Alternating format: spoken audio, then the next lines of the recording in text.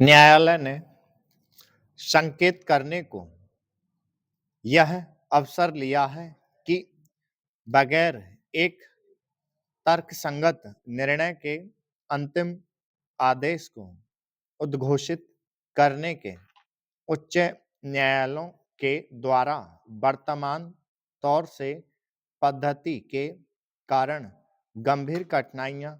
उत्पन्न होती हैं। यह इच्छा है कि अंतिम आदेश जो उच्च न्यायालय पारित करने का इरादा करता है उद्घोषित नहीं किया जाना चाहिए जब तक कि उद्घोषणा के लिए एक तर्कसंगत निर्णय तैयार नहीं है। मान लीजिए उदाहरण के लिए कि एक अंतिम आदेश बगैर एक तर्कसंगत निर्णय के उच्च न्यायालय के द्वारा घोषित किया जाता है कि गृह धराशायी कर दिया जावे या कि एक बच्चे की अभिरक्षा अन्य के विरुद्ध एक माता पिता को सुपुर्द की जावेगी या कि एक व्यक्ति एक गंभीर आरोपों का अभियुक्त दोष मुक्त किया जाता है या कि एक संविधि असंवैधानिक है अथवा जैसा कि वर्तमान मामले में कैदी संरोध से उन्मुक्त हो। यदि ऐसे आदेशों के पारित करने का उद्देश्य उनके अवैध अनुपालन को आश्वस्त करना है कि उद्देश्य उच्च न्यायालय के द्वारा पारित आदेश के विरुद्ध इस न्यायालय में एक विशिष्ट अनुमति की याचिका दाखिल करते हुए शुद्ध पक्षकार के द्वारा प्रायः निष्फल कर दिया जाता है, वह इस न्यायालय को एक दुर्दशा में रखता है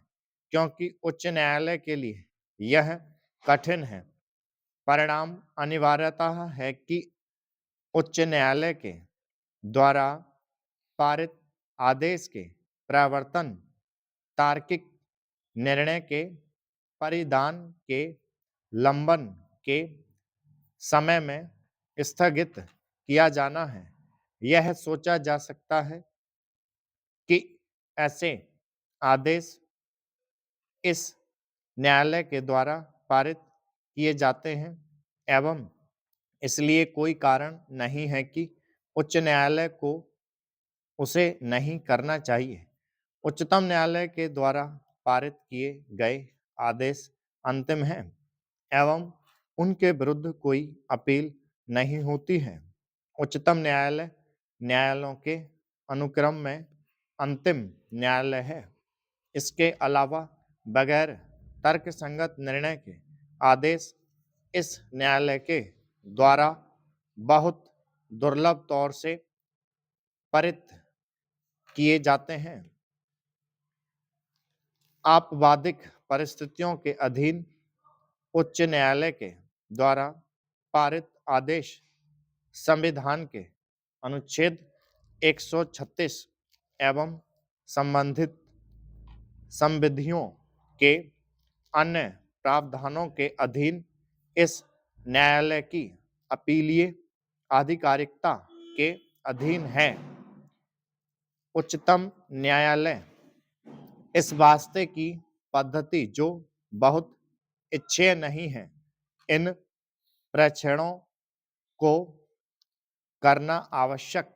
सोचा था एवं जो कोई लाभपूर्ण प्रयोजन नहीं प्राप्त करता है, अपने वर्तमान नाबालिगी से बढ़ नहीं सकता है। धारा 11 के स्पष्टीकरण 4 के अधीन कोई मामला जो बचाव या आक्रमण का एक आधार बनाया जा सकता था या बनाया जाना चाहिए था, ऐसे एक बाद में विवादक में रचनात्मक तौर से एवं सारभूत तौर से एक मामला होना समझा जावेगा एवं इसलिए बाद में सिविल न्यायालय का निर्णय न केवल प्रतिवादी के द्वारा लिए गए स्पष्ट अभिभावकों पर एवं सिविल न्यायालय द्वारा विनिश्चित स्पष्ट अभिभावकों पर प्रवर्तित होगा, बल्कि ऐसे अन्य मामलों एवं अवसरों पर भी जो प्रतिवादी के द्वारा बचाव का एक आधार बनाया जा सकता है या बनाया जाना चाहिए था। तदनुसार इस अभिवाक के लेने में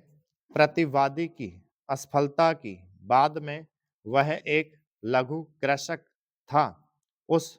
अभिवाक को अब उठाने के लिए ऋणी को अनुज्ञापित नहीं करेगा। विधि समझेगी ऐसा एक अभिवाक स्टॉप